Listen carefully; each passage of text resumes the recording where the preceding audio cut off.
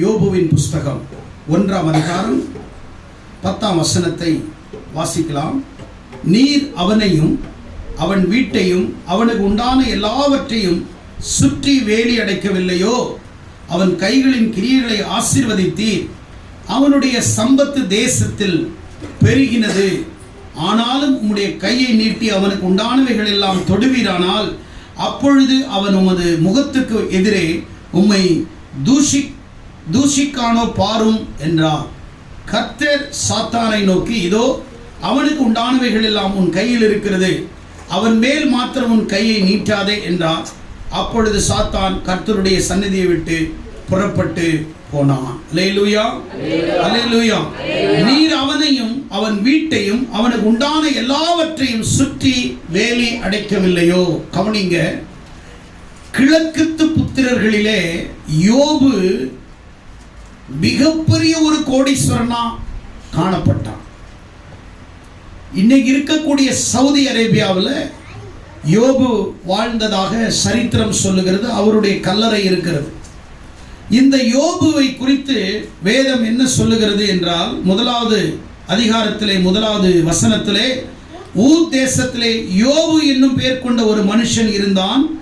அந்த மனுஷன் உத்தமன், சன்மார்க்கன், தேவனுக்கு பயந்தவன், பொல்லாப்புக்கு விலகுகிறவன். அவனுக்குள்ள 4 குவாலிட்டி இருந்தது. கவனிக்கணும், 4 குவாலிட்டி அவனுக்குள்ள இருந்தது. ஒன்று, அவன் எடுத்த உடனே அவனை குறித்து சொல்றார், உத்தமன், தேவனுக்கு பயந்தவன், பொல்லாப்பை விட்டு விலகுகிறவன். அவனை குறித்து ஆண்டவர் சொல்றார்.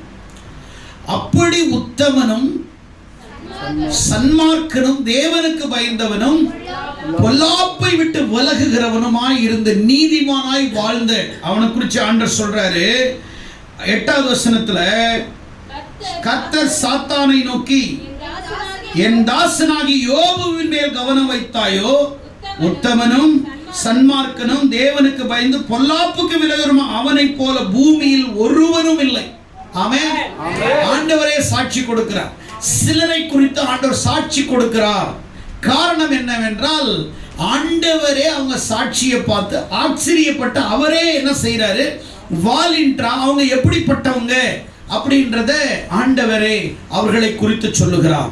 அப்போ யோபு உத்தமனாக இருந்தான். பைபிள்ல நிறைய பேர் உத்தமனாக வாழ்ந்தார்கள். அதுல 6ஆம் அதிகாரம் 9வது வசனத்தில் ஆதியாகமத்தில், நோவா தன் காலத்தில் இருந்தவர்களுக்குள்ளே நீதிமானும் உத்தமனுமாயிருந்தான். அப்படின்னா நோவா வாழ்ந்த காலத்திலே பூமி பாவத்தினால் நிறைந்திருந்தது. ஜனங்கள் பாவத்திலே நிறைந்திருந்தார்கள். கர்த்தர் மனுஷனை உண்டாக்குனதற்கு மனஸ்தாபப்பட்டு அவனை அழிப்பதற்காக 40 நாள் தேசத்தின் மீது மழையை வர்ஷிக்க பண்ணி, வானத்திலிருந்து மழையும் பூமி பிளந்து அந்த மக்களை மரிக்கத்தக்கதாக மாண்டு போகத்தக்கதாக மழை பெய்தது. அழிக்கப்பட்டார்கள். ஆனால் நோவா, அவனும் அவன் மனைவி, அவன் 3 பிள்ளைகளும் 3 மருமகளும் 8 பேர் மாத்திரம் காக்கப்பட்டார்கள். காரணம் என்ன? உத்தமனுக்கு கர்த்தர் துணை என்று வேதம் சொல்லுது. உத்தமனுக்கு கர்த்தர், நீ துணையா கூப்பிட வேண்டாம், அவர் உனக்கு துணையாகவே இருப்பார். அல்லேலூயா. உத்தமர்கள் தேவனை கூப்பிட வேண்டாம், அவரே வாலண்டியரா வந்து நிற்கிறாரு. ஆனா இங்கே யோபுவை குறித்து சொல்லப்பட்டிருக்குது, அவன் தேவனுக்கு பயந்தவன். அப்போ அவனை குறித்து என்ன சொல்றாரு? கிழக்கத்து புத்திரர்கள், ஈஸ்ட் சைடு இருக்கக்கூடிய எல்லா நாடுகளுக்கும் அவன் மிகப்பெரிய கோடீஸ்வரனாய் திகழ்ந்தான். எல்லா நாடுகளுக்கும் அவன் மிகப்பெரிய பணக்காரனாய் இருந்தான். அவனை கர்த்தர் ஆசீர்வதிச்சார். 7000 ஆடுகள், 3000 ஒட்டகங்கள், 500 ஏர் மாடுகள், 500 கழுதைகள், திரளான பணிவிடைக்காரர்கள், திரளான மிருக ஜீவன்கள் அவருக்கு இருந்தது. எத்தனையோ 1000 ஆண்டுகளுக்கு முன், கிட்டத்தட்ட 4000 ஆண்டுகளுக்கு முன் யோபுவை போல இந்த பூமியில கர்த்தருக்கு பயந்த உத்தமர்கள் இல்லை என்று அங்கே ஆண்டவரே சாட்சி சொல்றார். இவனை சோதிப்பதற்காக சாத்தான் தேவனிடத்திலே வந்து பேசுகிறான். அப்ப சாத்தான் ஆண்டவரை பார்த்து சொல்றான், நீ அவனையும் அவன் வீட்டையும் அவனுக்கு உண்டானவைகளையும் நீர் வேலி அடைக்கவில்லையோ? அவன் சும்மாவா உனக்கு பயந்து வாழ்றான்? கொஞ்சம் வேலியை மட்டும் பிரிச்சு காட்டு, அவன் உன்னை தூஷிக்கிறானா இல்லையா பாரு. ஆண்டவர் சாத்தானுக்கு ஒரு சவால் விடுறார். அவனுடைய ஜீவனை எடுக்க உனக்கு அதிகாரம் இல்லை, நீ எதுனாலும் அவனை செஞ்சுக்கோ, ஓகே அப்படின்னு சொல்லி. இப்ப சாத்தானுக்கும் ஆண்டவருக்கும் ஒரு போட்டியில கர்த்தர் வெற்றி பெறுகிறாரா சாத்தான் வெற்றி? ஏன்னா சாத்தான் கையில ஒப்பு கொடுக்கப்படுகிறான். அவனுடைய விசுவாசத்தை சோதிக்க போறான் சாத்தான், அவனுடைய உத்தமத்தை சோதிக்க போறான். அவன் கர்த்தருக்கு பயப்படுகிறானா இல்லையா, அவன் நீதிமானா இல்லையா? ஆண்டவர் யோபுவை குறித்து சொன்னார், அவன் நீதிமான். அப்போ இவனை தொடும்போது இவன் நீதிமானா, இவன் உத்தமனா, பயப்படுகிறவனா, பொல்லாப்பட்டு விலகுகிறவனா, ஆண்டவரை தூஷிக்கிறவனா பார்க்கலாம் அப்படின்னு சொல்லி சாத்தான் அந்த போட்டியை எடுத்துக்கொண்டு யோபுனுடைய உச்சந்தலை முதல் உள்ளங்கால் வரைக்கும் கொடிய பற்களின் வியாதியை கொடுத்து அவனுடைய சரீரத்தில் இருந்த சதைகள் சரீரத்தை விழுந்து எல்லாம் பிற்கப்பட்டு கீழே விழுந்து எலும்புகளிலே கொப்பளங்களை உண்டாக்கி அந்த மனித எலும்புகளிலிருந்து கொப்பளம் உருவானது. கவனிங்க, ஒரு இருக்கிறதுலேயே ரொம்ப ஸ்ட்ராங்கானது எலும்பு தான், அது உடைக்கவே முடியாது, பல ஆண்டுகள் அது அப்படி இருக்கும். ஆனால் எலும்புகளில் இருந்து கொப்பளங்களை எரிபந்தத்தை போல அவனுக்கு அந்த வியாதியை கொடுத்து சாத்தான் ஃபர்ஸ்ட் யோபுவை சோதிக்கிறான். அந்த சோதனையில இப்ப நல்ல கவனிக்கணும், பிரசங்கத்தினுடைய 4 காரியங்கள். இப்ப சாத்தான் சொல்றான், அவன் பயப்படுறானா, அவன் உத்தமனா, அவன் பொல்லா போட்டு விலகுகிறானா பார்த்துக்கலாங்க, அவனை நான் வந்து தொடறேன், அவனை நான் சோதிக்கிறேன், அவனுக்கு வியாதி கொடுக்குறேன், அவன் வேணா பாருங்க உங்களை தூஷிக்க போறான் அப்படின்னு ஆண்டவர்கிட்ட பந்தயத்தை போட்டு இதெல்லாம் கொண்டு வர்றான். ஆனால் யோபு தன் உத்தமத்திலே அவன் உறுதியாயிருந்தான். வேதவசனம் சொல்லுகிறது 22வது வசனத்திலே, இவை எல்லாவற்றிலும் யோபு பாவம் செய்யவில்லை, தேவனை பற்றி குறை சொல்லவில்லை. கவனிக்கணும், பிரசங்கத்தை எப்போ கவனிக்கணும். எப்போ ஒருத்தன் குறை சொல்லுவானா அவனுக்கு குறை வந்தாதான் குறை சொல்ல ஆரம்பிப்பான். ஆனா இவனுடைய வாழ்க்கையில குறை சொல்லணும்னா ஏகப்பட்டதை சொல்ல ஆண்டவர் தூஷிக்கலாம். ஏன்னா இவனுடைய உடல் எல்லாமே அழுகி போகிறது. அவன் ஒரு ஓட்டை எடுத்து தன்னை சுரண்டுகிற ஒரு சூழ்நிலையிலே அவன் தள்ளப்படுகிறான். அவன் என்ன செய்கிறான், தன் தலை மயிரை சிரைத்து தன் மேல் போட்டிருந்த போர்வையை கிழித்து புழுதி சாம்பலை தூக்கி தன் தலையின் மேல் கொட்டிக்கொண்டு சாம்பலிலே நிர்வாணியாய் உட்கார்ந்து அந்த இடத்திலே ஓட்டை எடுத்துக்கொண்டு சொரிந்து கொண்டிருக்கிறான். அந்த காலத்தில் எதற்காக தலையை சிரைத்தார்கள், எதற்காக வஸ்திரத்தை கிழித்தார்கள், எதற்காக புழுதியை மேலே போடுவார்கள் என்றால் 2 சாமுவேலின் புஸ்தகம் நீங்கள் 13ஆம் அதிகாரத்தில் 19வது வசனத்தில் இங்க பார்த்தீங்கன்னா எதற்காக எல்லாம் இந்த வஸ்திரத்தை கிழிப்பார்கள், எதற்காக அவர்கள் மேல் சாம்பலை போடுவார்கள் என்பதை நிறைய சம்பவங்களை சொல்லலாம். துக்கங்கள் சூழும் பொழுது, துயரங்கள் சூழும் பொழுது, பிரச்சனைகள் சூழும் போது, மரணம் வரும் பொழுது, அவர்கள் வாழ்க்கையில் ஏமாற்றம் வரும் பொழுது, அவர்கள் வாழ்க்கையிலே போராட்டங்களை சந்திக்கும் பொழுது, இவைகளுக்கு எல்லாமே அது அடையாளமாய் காணப்படுகிறது. வாசிங்கள் அந்த இடத்துல 2 சாமுவேல் புஸ்தகம் 13ஆம் அதிகாரம் 19வது வசனத்தை வாசிங்கள்.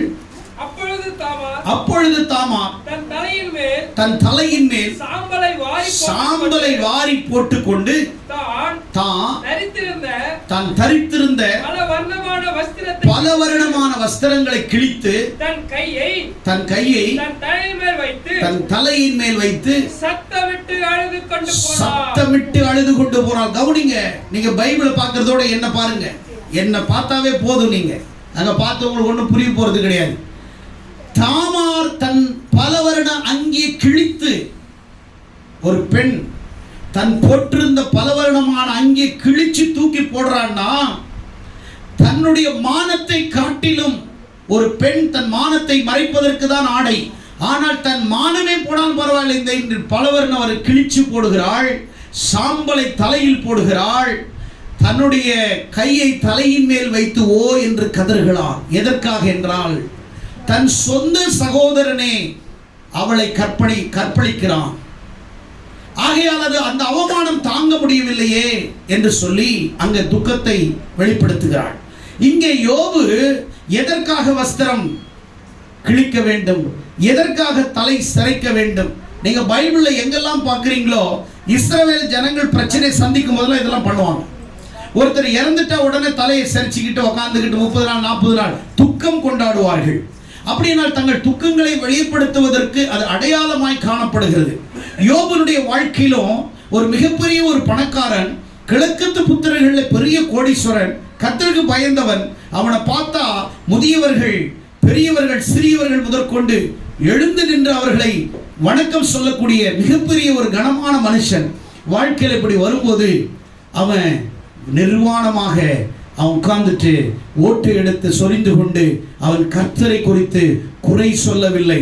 பிரியமானவர்களே, உங்க வாழ்க்கையில சத்துருக்கள் பல விதங்களிலே உன்னுடைய ஆவிக்குரிய ஜீவியத்தில் உனக்கு பிரச்சனைகளை கொண்டு வர வேண்டும் என்று, உன்னுடைய தனிப்பட்ட வாழ்க்கையில நீ தேவனை விட்டு பிரிய வேண்டும், அல்லது தேவனை தூஷிக்க வேண்டும், அல்லது தேவனை மறக்க வேண்டும், அல்லது தேவனை விட்டு விலக வேண்டும் என்பதற்காகவே அநேக காரியங்களை பிசாசு உங்கள் வாழ்க்கையில் கொண்டு வந்தாலும் நீங்கள் ஜாக்கிரதையாக இருக்க வேண்டும். தேவனை குறித்து குறை சொல்லக்கூடாது, தேவனை பற்றி மட்டமாய் பேசக்கூடாது. இங்கே 3 காரியங்கள் சொல்லுகிறார். ஒன்று, அவனை வேலி அடைத்திருக்கிறார், அவனுக்கு உண்டானவைகளை வேலி அடைத்திருக்கிறார், அவன் வீட்டை கர்த்தர் வேலி அடைத்திருக்கிறார். அவன் யாரை கர்த்தர் வேலி அடைப்பார், யாரை கர்த்தர் பாதுகாப்பார் என்றால், கர்த்தருக்கு பயந்து உத்தமர்களுக்கும் பொல்லாப்பை விட்டு விலகுகிறவர்களை ஆண்டவர் அவனையும் அவன் வீட்டையும் அவன் உண்டானவைகளையும் கர்த்தர் வேலி அடைக்கிறார். என்ன வேலி? அக்கினியின் மதிலாகவே அவரே வேலியாக காணப்படுகிறார். பிரியமானவர்களே, இந்த உலகத்திலே எத்தனையோ பேருக்கு இசட்டு பிரிவு இருக்கிறது, எத்தனையோ பேருக்கு 3 அடுக்கு 10 அடுக்கு பாதுகாப்பு இருக்கிறது. ஆனால் கர்த்தர் முதலிலே வேதாகமத்திலே 3 அடுக்கு பாதுகாப்பை போட்டு யோபுவின் குடும்பத்தை பாதுகாத்தது சாதாரண வாட்ச்மேன் அல்ல, காவல்துறை அதிகாரிகள் அல்ல, இஜெட் பிரிவுகள் அல்ல, அவரை உண்டாக்கின கர்த்தரே அவனுக்கு பதிலாக இருந்தார். அவனை இந்த உலகத்தில் உருவாக்கினவரே அவனுக்கு பதிலாய் காணப்பட்டார். பிரியமானவர்களே, கர்த்தருக்கு நீங்கள் பயப்படும் பொழுது, பொல்லாப்பை விட்டு விலகும் பொழுது, நீதிமானாய் வாழும் பொழுது, ஆண்டவரே உன்னை கர்த்தர் வேலி அடைக்கிறார். உன்னை மட்டுமல்ல, உன் நிமித்தம் உன் வீட்டை கர்த்தர் வேலி அடைக்கிறார். உனக்கு உண்டானவைகளை கர்த்தர் அவர் வேலி அடைக்கிறார். அப்படியானால் நம்மை அறியாமலே கர்த்தர் நம்மை வேலி அடைத்திருக்கிறார், நம்மை பாதுகாத்திருக்கிறார். இங்கே அவன் சொல்லுகிறான், இந்த வேலி அடைக்கும் போது இதுல 3-4 காரியங்களை அங்கே பயன்படுத்துகிறார். ஒன்று, சபையார். 15வது வசனத்துல சபையர் முதலாவது என்ன செய்யறாங்கன்னா, அவர்கள் மேல் விழுந்து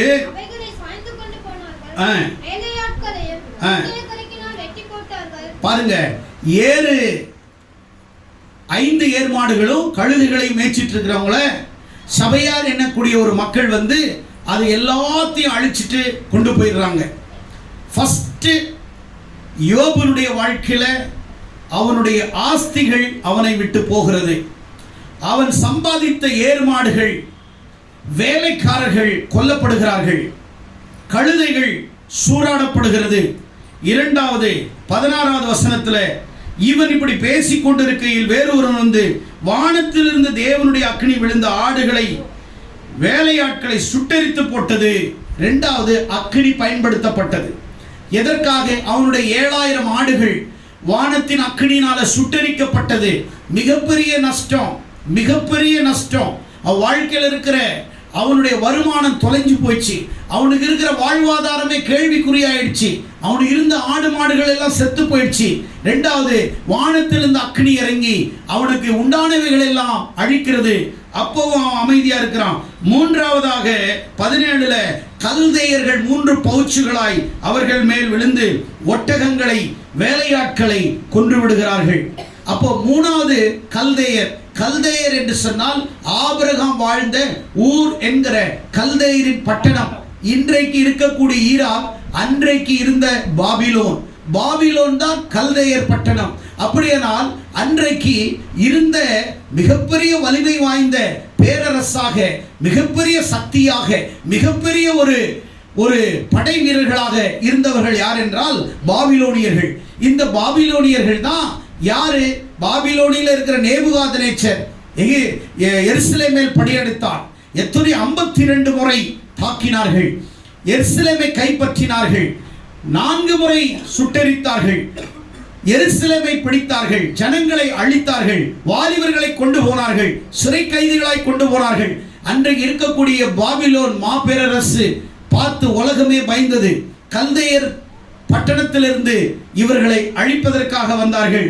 19வது வசனத்திலே அவர்களுடைய பிள்ளைகள் உட்கார்ந்து சாப்பிட்டு இருந்த வீடு, அவர்கள் வீட்டில் மூத்த சகோதரன் வீட்டில் அவங்களுடைய 7 பிள்ளைகள், 3 சகோதரிகள். இந்த 3 சகோதரர்களும் 7 சகோதரர்களும் நாங்கள் 3 சகோதரிகளை கூப்பிட்டு அடிக்கடி விருந்து கொடுப்பாங்க. அவ்வளோ பாசமான ஒரு குடும்பம். அந்த வீட்டில் இருக்கும் பொழுது பெருங்காற்று, வனாந்திரத்திலிருந்து ஒரு பெருங்காற்று அந்த வீடுகளின் 4 மூலைகளிலும் மோதினது. வீடுகள் விழுந்து அவர்கள் மாண்டு போன செய்தி 3வது 4வது செய்தி யோபுக்கு வருகிறது. அவனுடைய வீட்டை அவன் இழந்து போகிறான். அவனுக்கு உண்டான ஆடு மாடுகள் மிருகங்கள் இழந்து போகிறான். அவனுக்கு இருந்த வேலைக்காரர்கள் இழந்து போகிறான். அவனுக்கு இருந்த திரளான பணிவிடைக்காரர்கள் இழந்து போகிறார்கள். அவனுக்கு இருந்த எல்லா மிருக ஜீவன்களும் மாண்டு விடுகிறது. எல்லாம் முடிஞ்ச உடனே அவன் என்ன பண்றான்? அது வரைக்கும் பாருங்க, அவன் அது வரைக்கும் அந்த வியாதியில பாதிக்கப்படுறான். இது ரொம்ப முக்கியமான வசனம், 20வது வசனம். இது எல்லாம் அவன் மேல அடிச்சு, பிள்ளைகள் எல்லாம் செத்து போயிட்டாங்க. அடி மேல அடின்னு சொல்லுவாங்க, அடி மேல அடின்னு சொல்லுவாங்க. ஒரு செய்தியை கேட்டாவே நம்மளால தாங்க முடியல. அவனுடைய வீட்டை சூறையாடப்படுகிறது. அவனுடைய 10 பிள்ளைங்க செத்துடுறாங்க. அவனுடைய ஆடு மாடுகள், மிருக ஜீவன்கள், கர்த்தர் கொடுத்த அத்தனையும் போயிடுது. 20வது வசனத்தில் இப்ப சொல்றாரு, அப்பொழுது யோபு எழுந்திருந்து தன் சால்வையை கிழித்தான். எப்ப கிழிக்கிறான்? அது வரைக்கும் கேட்டுட்டு இருக்கிறான். அப்பதான் ஃபர்ஸ்ட் டைம் தான் பிள்ளைங்க செத்துட்டாங்க. தன்னுடைய ஆடு மாடுகள், தன்னுடைய சொத்து சுகங்கள், ஆஸ்திகள் எல்லாம் போயிடுச்சு. தன்னுடைய வஸ்திரங்களை கிழிக்கிறான். வஸ்திரங்களை கிழித்து தன் தலையை சிரைத்து தரையிலே விழுந்து பணிந்து, நிர்வாணியா என் தாயின் கர்ப்பத்தில் இருந்து வந்தேன், நிர்வாணியாவிடத்துக்கு திரும்புவேன். கர்த்தர் கொடுத்தார், கர்த்தர் எடுத்தார், அவர் நாமத்துக்கு ஸ்தோத்திரம் என்று சொல்லி இவர்கள் எல்லாவற்றிலும் யோபு பாவம் செய்யவில்லை, தேவனை பற்றி குறை சொல்லவில்லை. இப்ப இங்க என்ன போட்டி? சாத்தானே, இதெல்லாம் உனக்கு பண்ணா நீ கடவுளை தூசிப்படா அப்படின்னு சொன்னான். ஆனால் யோபு, நான் கடவுளை தூசிக்கிறவன் இல்லப்பா, நான் கர்த்தருக்கு பயப்படுகிறவன் என்பதை நிரூபித்தான். நான் கர்த்தர் உத்தமன் என்பதை நிரூபித்தான். அவனுடைய வாழ்க்கையில எல்லாம் இழந்து போனது. அவனை விட்டு எல்லாம் விலகி போனது.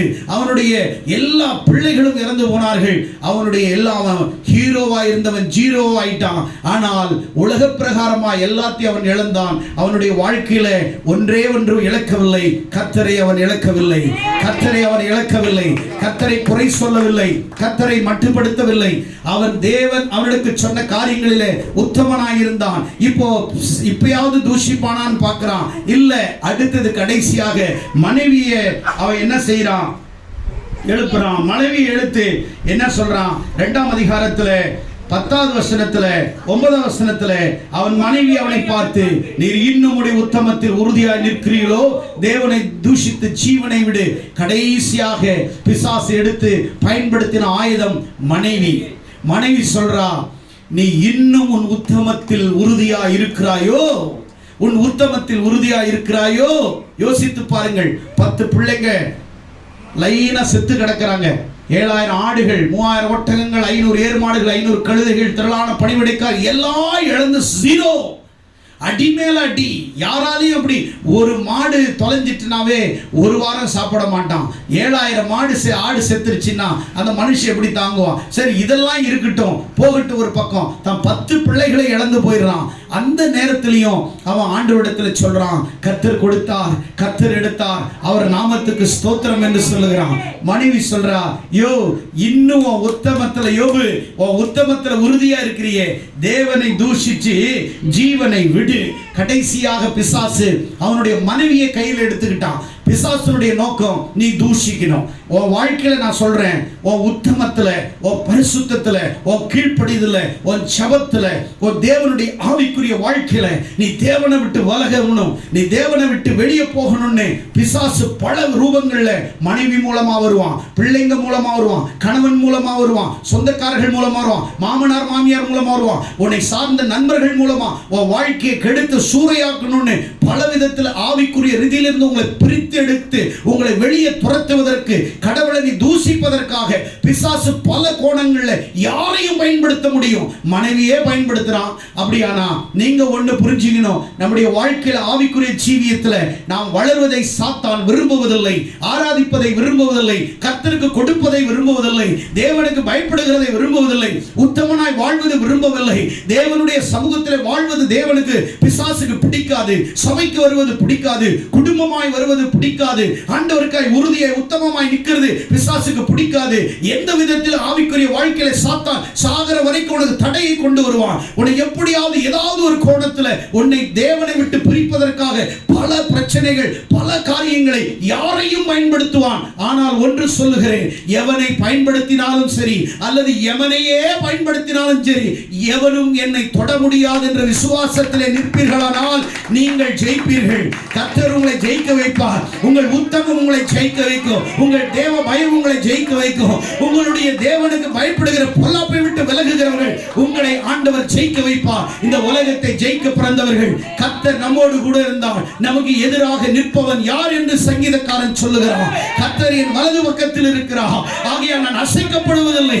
உன் பக்கத்தில் 1000 பேர், உன் பக்கத்தில் 16,000 பேர் விழுந்தாலும் அது உன்னை அணுகாது, அது உன்னை அணுகாது என்று ஆண்டவர் சொல்லுகிறார். பிரியமானவர்களே, யோபுவின் வாழ்க்கையிலே உத்தமத்துக்கு உதாரணமாய் இருந்தான், கர்த்தருக்கு பயப்படுதலே எடுத்துக்காட்டாய் இருந்தான், பொல்லாப்பை விட்டு விலகுகிறதுக்கு எடுத்துக்காட்டாய் இருந்தான்.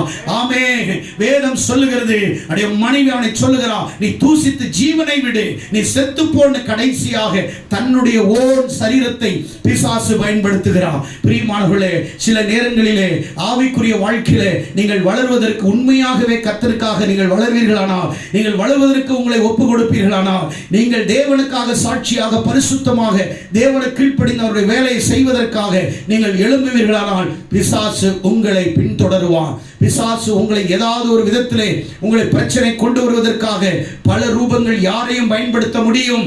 ஆனால் ஒன்றை சொல்லுகிறேன், உங்கள் உத்தமத்திலே உண்மையாயிருங்கள், தேவனுக்கு பயப்படுகிறதிலே உண்மையாயிருங்கள். ஒரு நாள் பிசாசு தோற்கடிக்கப்படுவான். நடந்தது என்ன? அவனுடைய நண்பர்கள் 7 நாள் துக்கம் கொண்டாடுகிறார்கள். அவ்வளவு ஒரு கேவலமான, அவ்வளவு ஒரு மன உளைச்சலான, யோபுவால் பேச முடியவில்லை, யோபுவால் அழ முடியவில்லை. ஏனென்றால் அவ்வளோ வேதனை, அவ்வளோ வேதனை. 10 பிள்ளைகள் போன ஒரு அடி மேல அடி, இடி போல ஒரு இடி விழுந்து அவன் அப்படியே உட்கார்ந்து அழுது கொண்டிருக்கிறான். ஒரு பக்கம் இதெல்லாம் இருந்தாலும் மனைவி கூடவே இருந்துகிட்டு செத்துப்போ செத்துப்போ செத்துப்போ, கடவுளை தூசி கடவுளை தூசி கடவுளை தூசி கடவுளை தூசின்னு சொல்லி ஒரு விதத்தில் அவ ஒரு பக்கத்தில் பிசாசு போராடுகிறான், ஒரு பக்கம் மனிதர்கள் போராடி கொண்டிருக்கிறார்கள், ஒரு பக்கம் சபையார் போராடுகிறார்கள், ஒரு பக்கம் அக்கினி போராடுகிறது, ஒரு பக்கம் பெருங்காற்று போராடுகிறது, ஒரு பக்கத்தில் கல்தையர் போராடுகிறார்கள். ஆனால் கடவுள் கூட இருக்கிறதுனால யோபுவை தொட முடியவில்லை, யோபுவின் ஜீவனை எடுக்க முடியவில்லை. யோபு உத்தமத்திலே இருக்கிறான். வேதம் சொல்லுகிறது, அவன் சொல்லுகிறான், அதே யோபுவின் புஸ்தகத்திலே நீங்கள் 23ஆம் அதிகாரத்திலே 10வது வசனத்திலே நீங்கள் வாசிப்பீர்களானால், நான் சோதித்த பின் சுத்த பொன்னாக விளங்குவேன் என்று யோபு சொல்லுகிறான். எதனால சொல்லுகிறேன் என்றால், யோபுவை போல சோதிக்கப்பட்டவர்கள் பூமியில் ஒருவனும் இல்லை, யோபுவை போல ஆசீர்வதிக்கப்பட்டவன் இல்லை, யோபுவை போல தாங்கினவர்கள் இல்லை, யோபுவை போல சோதனையை ஜெயித்தவர்கள் இல்லை, யோபுவை போல கர்த்தருக்காக வைராக்கியமாய் வாழ்ந்தவர்கள் இல்லை. ஆகையாலே அவன் சோதித்ததினாலே அவனுடைய வாயினால ஒரு ஸ்டேட்மெண்ட் கொடுக்கிறான், நான் சோதித்த பின் சுத்த பொன்னாக விளங்குவேன். என்ன கர்த்தர் சோதிச்சது உண்மைதான், என் வாழ்க்கையில போராட்டங்கள் வந்தது உண்மைதான், என் பிள்ளைகள் இறந்தது உண்மைதான்.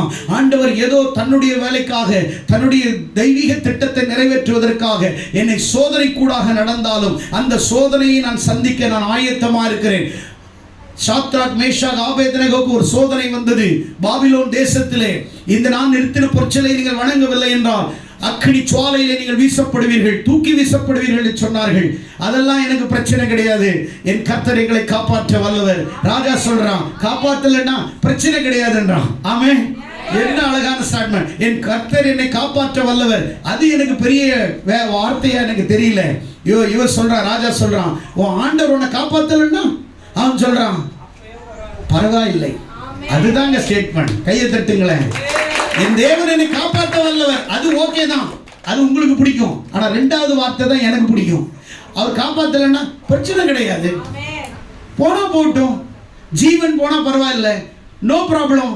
தூக்கி போடுறாங்க. பலசாலி வீரர்கள், ராணுவ வீரர்கள் அவங்களை கட்டி தூக்கி போட்டவங்க எல்லாம் செத்து போயிடுறாங்க அனல்ல.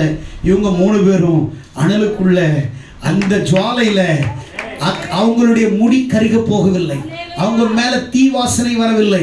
அவர்களோடு ஒருத்தர் உலாவினார், அவர் தேவன் உலாவினார் அவர்களோடு. ஆமென், ஹல்லேலூயா. அவர் உள்ள வந்த உடனே அக்கினி அப்படியே ஏசியா மாறிடுச்சு. ஆமென். குளிர்ந்த காற்றாக மாறிடுச்சு. உள்ள உலாவ ஆரம்பிச்சாங்க, துதிக்க ஆரம்பிச்சாங்க. ராஜா சொன்னான், போட்டது 3 பேரு, 4வது ஒருத்தன் உலாவரை யாரான்னு கேட்கிறார். அவர்தான் என் கர்த்தர். ஆமென். உன்னோடு என் தேவன் இருப்பதை ஜனங்கள் பார்ப்பார்கள், உன்னோடு ஆண்டவர் உலாவதை ஜனங்கள் பார்ப்பார்கள். சோதனையின் நேரத்தில் உறுதியாய் இருந்தார்கள், தைரியமாய் இருந்தார்கள். தானியேலை சிங்கத்தின் கெபியிலே போட்டார்கள். தானியேல் ஒன்றும் பயப்படல. போடா, தூக்கி போடுறான்னா தூக்கி போட்டாங்க. அதிகாலையில் வர்றாங்க எல்லாரும் வந்து, எப்படியும் தானியேலை கடிச்சு திண்ணை கிண்ணை எலும்பு தோல் கீழுமா கிடக்கும், அதெல்லாம் தூக்கிடலாம் வாங்கன்னு சொல்லி வர்றாங்க எல்லாரும். ஆனால் ஒரே ஒருத்தன் மட்டும் நம்பிக்கை வர்றான். அது தேசத்தை ஆண்ட தரியு ராஜா சொல்றான், கிட்ட வரும் பொழுது சொல்றான், ஜீவனுள்ள தேவனுடைய தாசனாகிய தானியேலே அப்படின்னு கூப்பிட்ட உடனே கீழே இருந்து சவுண்ட் வருது. அப்படின்னா சிங்கத்தின் கெபியில இருக்கிறவன் சிங்கத்தை பார்த்தா மூத்திரம் பெஞ்சிக்கணும், டாய்லெட் வந்துடும். ஆனா சிங்கத்துக்கு முன்னாடி கெர்ச்சிக்கிறான், ராஜாவே நீர் என்று வாழ்க, நீர் என்று. சிங்கம் என்னை சேதப்படுத்தாதபடி கர்த்தர் தம்முடைய தூதனை அனுப்பி சிங்கத்தின் வாயை கட்டினார். ஹல்லேலூயா. சிங்கத்தின் வாயை கர்த்தர் கட்டினார் என்று சொல்லி கீழே இருந்து சவுண்ட் வருது, தூக்கி விடுறா அப்படின்றாங்க. எவன்டா இவனுக்கு விரோதமா மொத்த பேரையும் அப்படியே அந்த குழியில தள்ளினாங்க. அவன் கீழே விழுறதுக்கு முன்னாடி சிங்கம் அப்படியே போய் கவ்வி பிடிச்சி, வாடா எப்பா தானியேலையாடா நீங்க சாப்பிட சொல்றீங்க, சிங்க என்ன உருவாக்குறதே அந்த கடவுள் தான்ப்பா, அந்த ஜீவனுள்ள தேவன் தான் என்ன வந்து உருவாக்குனது, வாப்பா பசியா இருக்கிறேன் அப்படின்னு சொல்லி கதை கந்தல் ஆயிடுச்சு. நல்லா கவனிச்சுக்கோங்க.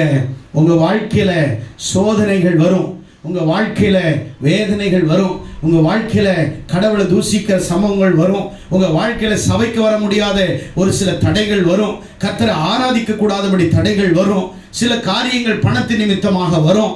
இவைகளை எல்லாவற்றையும் தாங்குகிற வலிமை, இதையெல்லாம் தாண்டுகிற வலிமை, இதையெல்லாம் தாங்கி பிடிக்கிற வலிமை, இதை எல்லாவற்றையும் ஜெயிக்கிற வலிமையை கர்த்தர் எனக்கு அவர் கொடுத்திருக்கிறார் என்று பரிசுத்த ஆவியினாலே நிரப்பப்பட்டவர்கள் நீங்கள் கைகளை தட்டி, ஆண்டவர் அந்த பலனை எனக்கு கொடுத்திருக்கிறீர்கள், அந்த சத்துவத்தை எனக்கு கொடுத்திருக்கிறீர்கள் என்று சொல்லி ஆண்டவருடைய சமூகத்திலே அவர்கள் அகமகிழ்ந்தார்கள்.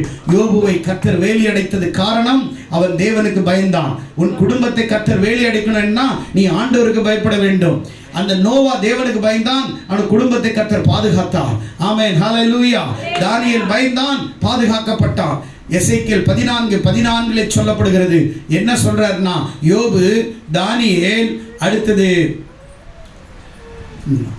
நோவா, யாரும் என் முன்னாடி நின்னாலும் என்ன செய்ய முடியாது, இவங்களை காப்பாற்ற முடியாது. அவர்கள் காப்பாற்றப்படுவார்கள், இவர்கள் காப்பாற்றப்பட மாட்டார்கள். எசேக்கியேல் 14:14 எடுத்து வாசிங்கள். அப்பொழுது நோவா, தானியேல், யோபு, 3 புருஷர்களும் அதில் நடுவில் இருந்தாலும் அவர்கள் தங்கள் நீதியினால் தங்கள் ஆத்துமாவை மாத்திரம் தப்புவிப்பார்கள் என்று கர்த்தராகிய ஆண்டவர் சொல்லுகிறார்.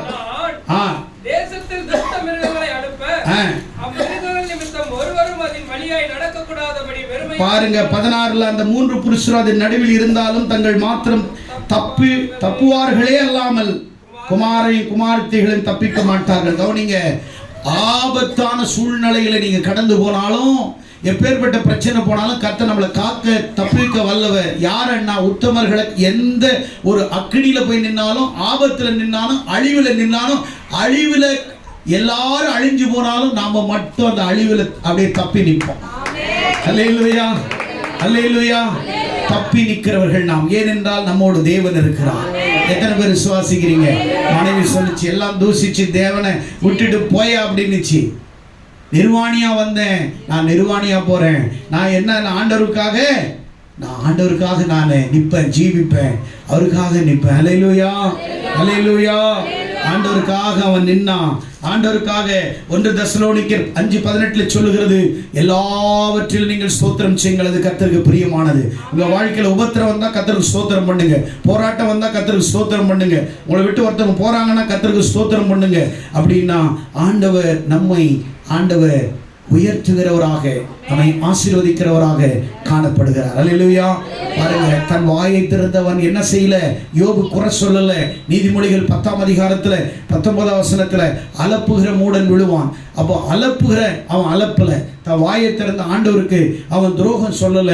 அவன் வீட்டை, அவனுக்கு உண்டானவைகளை கர்த்தர் வேலி அடைக்கிறார் என்றால், இன்றைக்கு கர்த்தருக்கு நீங்கள் பயப்படுகிறனால் உங்களை, உங்கள் வீட்டை, உங்களுக்கு உண்டானவைகளை கர்த்தர் வேலி அடைப்பார். அப்படியே சும்மாலாம் வேலி அடைக்க மாட்டீங்க. பயந்தா உங்க வீட்டை கர்த்தர் வேலி அடைப்பார். நீ கர்த்தருக்கு உண்மையா இருந்தா உன் பிள்ளையை குறித்து பயப்பட தேவையில்லை. உன் பிள்ளையை சுற்றில ஒரு அக்கினி மதில் போய்கிட்டே இருக்கும், அதை சுற்றி ஒரு ரத்தத்தின் வேலிகள் போய்கிட்டே இருக்கும். உன் பிள்ளைங்க தனியா போனாலும் தேவனுடைய வல்லமை அவளை சுற்றி இருந்துகிட்டே இருக்கும். காரணம் என்னென்றால், நீ தேவனுக்கு பயப்படுகிறாய், நீ பொல்லாப்பை விட்டு விலகுகிறாய், நீ கர்த்தருக்காக வைராக்கியமாய் நிற்கிறாய், உன்னை ஆண்டவர் வேலி அடைக்கிறார், உன் பிள்ளைகளை வேலி அடைக்கிறார். அதனாலதான் யோபுவின் புஸ்தகம் 42ஆம் அதிகாரத்தில் 10ஆம் வசனத்தில் சொல்லுகிறார், அவன் முன்னிலைமை காட்டிலும் பின்னிலைமை கர்த்தர் அவனை ஆசீர்வதித்து மீண்டும் அவனுக்கு 7 குமாரர்கள் பிறந்தார்கள், 3 குமாரத்திகள் பிறந்தார்கள். அதே 10 பிள்ளையை கொடுத்தாரு. 7000 ஆடுகளுக்கு பதிலாக 14,000 ஆடுகள், 3000 ஒட்டகளுக்கு பதிலாக 6000 ஒட்டுகள். Have possible? எப்படி நடந்தது? எப்படி இது உருவானது? தேவனால, மனுஷனால் கூடாதது தேவனால முடியும். ஆண்டவர் நினைச்சா எதையும் சாதிக்க முடியும். ஆமென், அல்லேலூயா. ஆண்டவர் ரெட்டிப்பாக அவனை ஆசீர்வதித்தார். கடைசியாக அந்த பிசாசு சொன்னா, நான் தோற்று போனேன். டேய், நீ தோற்று போனவனே எனக்கு அப்பவே தெரியும். நீ தோல்வி அடைந்தவன், கீழே விழுந்துட்ட. அவனை பார்த்து நம்ம பயப்படக்கூடாது, சாத்தானை பார்த்து நம்ம பயப்படக்கூடாது. கர்த்தர் நம்மை வேலி அடைத்திருக்கிறான், நம்முடைய வீட்டை வேலி அடைத்திருக்கிறான், நம்முடைய பிள்ளைகளை கர்த்தர் வேலி அடைத்திருக்கிறான், நம்மை ஆசீர்வதிக்கிறான். அந்த இடத்துல யோபு சொல்லுகிறான், மனைவியை பார்த்து பைத்தியக்காரி மாதிரி பேசாத அப்படின்னா. சிலவங்க எல்லாம் பாருங்க, பைத்தியக்காரி மாதிரியே பேசுவாங்க. பார்த்தீங்களா? பெண்கள் பைத்தியக்காரி மாதிரியே பேசுவாங்க. காசு, அவங்களுக்கு துட்டு, பணம் பணம் பணம் பணம், பெருமை, அகந்தை, பெருட்டான பேச்சு, இதுகளை ஒன்றும் இல்லாட்டினாலும் வாய் மட்டும் இவ்வளோ பெருசு கிழிஞ்சி, எனக்கு என்ன தெரியுமா, எனக்கு யார் இருக்கிறாங்க தெரியுமா, ஒரு ட்ரெஸ் எடுத்துக்க உனக்கு கொடுக்குறது வக்கு கிடையாது. உனக்கு ஒரு 3 நாள் உன் சொந்தக்கார வீட்டில் போய் 10 நாள் உட்காந்து சாப்பிடு, விருந்து மருந்து 3 நாள். 3ஆவது நாளில் உனக்கு கஞ்சி தண்ணி கூட ஊற்ற மாட்டாங்க. எப்போ போறேன்னு கேட்பாங்க. நீ உலகத்தில் சாதாரண மனுஷனை கடவுளா பார்க்குற, கடவுளை சாதாரண மனுஷனா பார்க்குற. எப்படியா உன்னை ஆண்டவர் ஆசீர்வதிப்பாரு? மனுஷனா பாரு, கடவுளை கடவுளா பாரு. ஆமென். நிறைய பேர் மனுஷனை கடவுளாக்கிக்கிறாங்க, கடவுளை மனுஷனா பார்க்கறாங்க. இந்த பிரச்சனையே உங்க வாழ்க்கையில. நீங்க கடவுளை கடவுளா பார்க்கணும். ஆமென். கடமையா பார்க்க கூடாது. அல்லேலூயா. அவன் சொன்னா, என் வாழ்க்கையில என்ன நடந்தாலும் மனைவி பார்த்து சொன்னா, நான் ஆண்டவரை குறை சொல்லலமா, கர்த்தரிடத்தில் நன்மை பெற்றனா, தீமையை கர்த்தர் பெற்ற நன்மை நாம் தீமை பெற வேண்டாம். அல்லேலூயா. கண்ணீர் நீரை பாட பாத்திர கர்த்தர் என் கையில் தந்தார், அதுவே அவர் சித்தமானால் ஆனந்தமாய் ஏற்று கொள்வே. யோபு பாடுற, அது அவரே அதன் சித்தமானால் ஆனந்தமாய் ஏற்று கொள்வே. நன்மை பெற்ற தேவனிட, பொண்டாட்டி பார்த்து பாடுற, தீமையை பெற வேண்டாமோ. மென்டல் கேளு. தந்தவர் தாம் எடுத்தாரே, அவர் அவர் நாமத்துக்கு ஸ்தோத்திரமே. தந்தவர் தாம் எடுத்தாரே, அவர் நாமத்துக்கு ஸ்தோத்திரமே. 42 யோபு 10ல இரட்டிப்பான ஆசீர்வாதத்தை, பெரிய சுவிசேஷ கூட்டத்தை, ஸ்தோத்திர கூட்டத்தை ஆண்டவருக்கு முன்னாடி வைக்கிறாரு.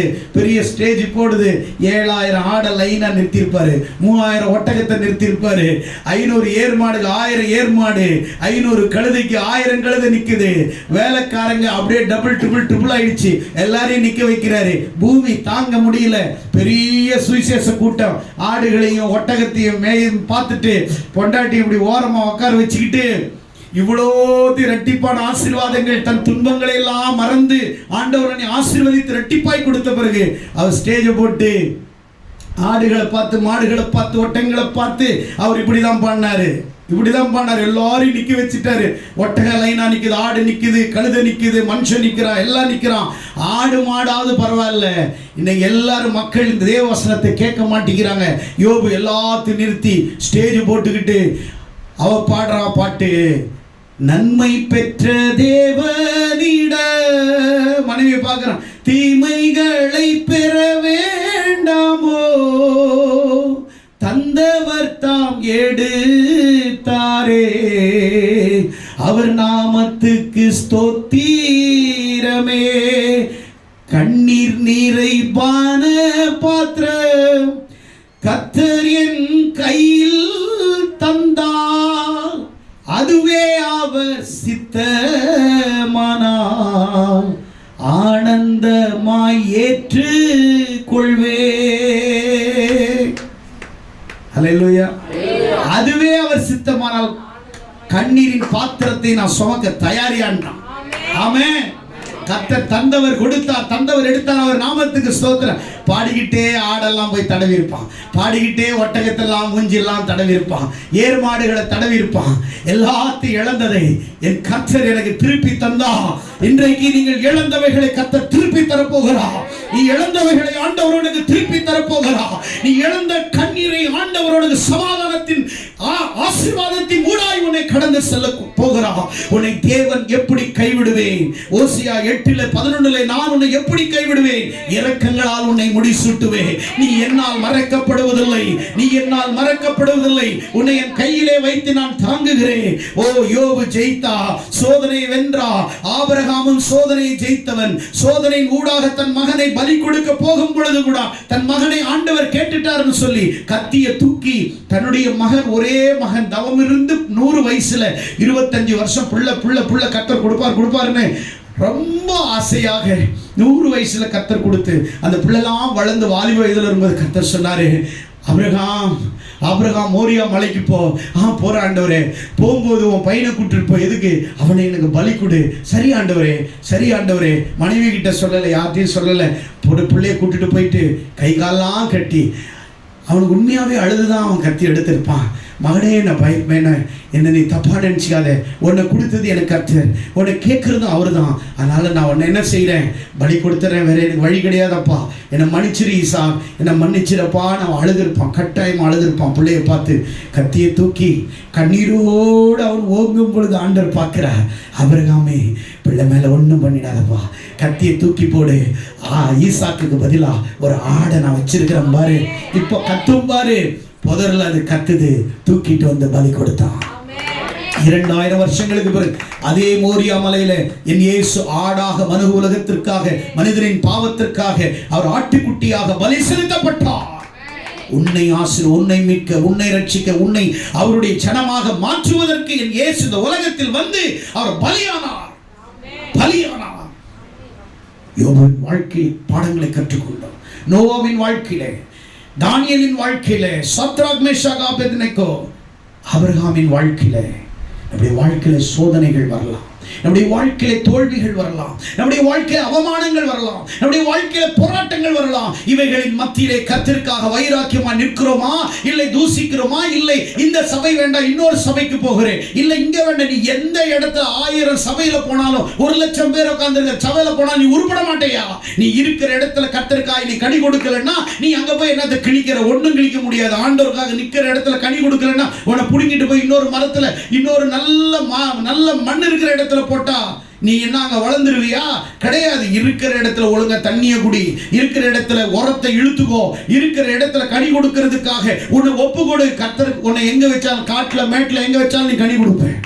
கர்த்தர் உன் கூட இருப்பார், கர்த்தர் உனக்கு பலனாய் இருப்பார், கர்த்தர் உனக்கு சத்துவமாய் இருப்பார். தேவன் யோபுவின் வாழ்க்கையை இரட்டிப்பாய் ஆசீர்வதித்தார். உன் வாழ்க்கையை இரட்டிப்பா ஆசீர்வதிக்க போறார். எத்தனை பேர் விசுவாசத்தோட போறீங்க? சொல்லுங்க, என் வாழ்க்கையை இரட்டிப்பா ஆசீர்வதிக்க போறார். சொல்லுங்க, என் வாழ்க்கையை இரட்டிப்பா ஆசீர்வதிக்க போறாரு. உன் வாழ்க்கையை இரட்டிப்பா ஆசீர்வதிக்க போறாரு. பாருங்க, ஒவ்வொரு பிள்ளையினுடைய வாழ்க்கையில அந்த தாயார் சொன்னாங்க, என் மகளுடைய வாழ்க்கையை கர்த்தர் ஆசீர்வதிச்சிருக்க, என் மகளுடைய வாழ்க்கையை ஆசீர்வதித்திருக்கிறார், என் பிள்ளையினுடைய வாழ்க்கையை ஆசீர்வதிப்பார். அப்படி நான் இரட்டிப்பான விசுவாசத்தோட நம்பிக்கையோட புறப்பட்டு போ. நீ ஜெயிப்பாய், ஜெயிக்க பிறந்தாய். நீ ஜீரோ அல்ல, நீ ஹீரோ, நீ ஹீரோ, நீ ஹீரோ. சோதனை சகிக்கிற மனுஷன் பாக்கியவான், அவர் உத்தமன் என்று விளங்கின பின்பு கர்த்தர் தம்மிடத்தில் அன்பு கூறுவதற்கு நீதியின் கிரீடத்தை கொடுக்க அவர் ஆயத்தம் உள்ளவராய் இருக்கிறார். வேதம் சொல்லுகிறது, சோதனை சகிக்கிற மனுஷன் பாக்கியவான், அவன் உத்தமன் என்று விளங்கின பின்பு கர்த்தர் அவரிடத்தில் அன்பு கூறுவதற்கு நீதியின் கிரீடத்தை கர்த்தர் கொடுப்பார். சோதனையை மேற்கொள்ள புறப்படுவோம். நமக்கு விரோதமாக எழும்பக்கூடிய எல்லா பிரச்சனை சந்திக்க நாம் ஆயத்தமாவோம். ஆவிக்குரிய யுத்தங்களிலே நீங்களும் நானும் ஜெயிப்போம். சாத்தானை வீழ்த்துவோம், சாத்தானை தரைமட்டமாக்குவோம், சாத்தானின் எலும்புகள் உடைக்கப்படும், அவனுடைய கொம்புகள் முறிக்கப்படும். அவனுடைய தேவனுடைய சுவாசத்தினாலே அவனை அழித்து அவனை நரகத்திலே அவனை தள்ளி இருக்கிறான்.